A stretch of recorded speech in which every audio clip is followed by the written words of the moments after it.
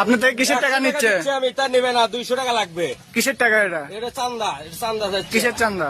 ওই এই ভাইকে বলেন, এই ভাই টাকা টাকা ছাড়া গাড়ি যাবি না বড় ভাই। বাংলাদেশে কোনো চান্দা নাই, বাংলাদেশে কোনো চান্দা নাই, বাংলাদেশে কোনো চাঁদা আছে না, বাংলাদেশে কোনো হবে না, কোনো বড় কত কোনটা কোনটা আটকা না। একজন একটু কথা বলবো যে প্রতিদিন ভাই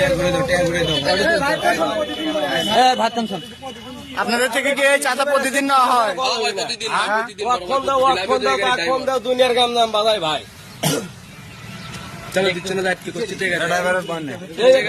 কতক্ষণ ধরে বসে আছে জানান?